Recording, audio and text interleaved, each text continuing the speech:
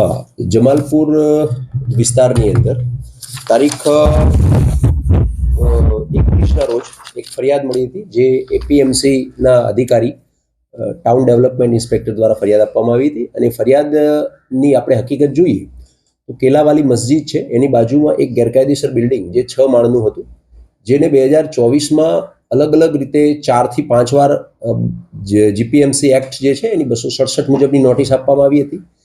બાદમાં આ જે મકાન છે એ સીલ કરવામાં આવ્યું હતું એએમસી દ્વારા. આમ છતાં એનું બાંધકામ ચાલુ કરી અને છેલ્લે એનું 3 માળનું પણ બાંધકામ ચાલુ હોય એપીએમસી દ્વારા આ બાંધકામ કરનાર જે લોકો છે, જે બિલ્ડરો છે, એમના વિરુદ્ધ ફરિયાદ આપતા અત્રે બીએનએસ 223 મુજબ ગુનો દાખલ કરવામાં આવેલો હતો. બિલ્ડરો કોણ છે, કઈ મોડસ ઓપરેન્ડી છે બાંધકામ?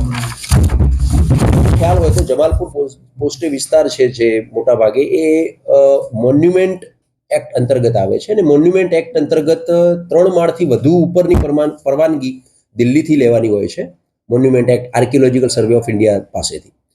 એની સાથે સાથે નીચેના જે 3 સ્ટ્રક્ચર્સ છે 3 માળ, એના માટે પણ અલગ અલગ પ્રકારની બીયુ પરમિશન ને એએમસીની પરમિશન ને એ બધું લેવાનું આવે છે. પરંતુ આ જે લોકો જે છે એમને કોઈ પણ પ્રકારની પરમિશન વગર આ બાંધકામ કરેલું અને 2023થી આ બાંધકામ ચાલુ હતું અને 6 માળનું બાંધકામ થઈ ગયું હતું. અને એ બાંધકામ ઉપર વારંવાર નોટિસ આપેલી હતી અને એ ગેરકાયદેસર બાંધકામ છે એ તોડી પાડી અને આ ગેરકાયદેસર બાંધકામ કરનાર જે બિલ્ડર જે છે એમના વિરુદ્ધ ફરિયાદ આપવામાં આવતા અત્રે તૌફિકભાઈ કાદરી અને અબ્દુલ કાદર મેમણ તથા આ બિલ્ડિંગના કન્સ્ટ્રક્શન સાથે જોડાયેલા જેના નાણાકીય ઇન્વેસ્ટમેન્ટ છે એવા અન્ય કોઈ વ્યક્તિઓ જે તપાસમાં મળી આવશે તે બધા તમામ આરોપીઓ છે. કુલ કેટલું બાંધકામ તોડવામાં આવ્યું છે અને આવું કરવા પાછળ લોકોનો આશય શું હોય છે? આ જે ટોટલ બાંધકામ 5932 ચોરસ ફૂટ જેટલું એમનું બાંધકામ હતું. અને આ બાંધકામમાંથી 80% બાંધકામ તોડી નાખવામાં આવેલું છે. અને આ બાંધકામનો હેતુ એ છે કે ટૂંકા રસ્તે એકદમ ક્વોલિટી વગરના મકાન બાંધી ખૂબ મોટા પૈસા લોકો પાસેથી પડાવી લઈ, વેચાણ કરી લઈ, એમાંથી નાણાકીય લાભ મેળવવાનો એમનો ઈરાદો હતો. આવા મકાનો જે લેનાર છે એ લોકોને આપણે ગાયકવાડ હવેલી પોલીસ સ્ટેશન તરફથી શું સૂચન કે શું સંદેશ છે? સ્વાભાવિક છે કે મકાનની બાંધકામ અને બધું જ એએમસીનો વિષય છે.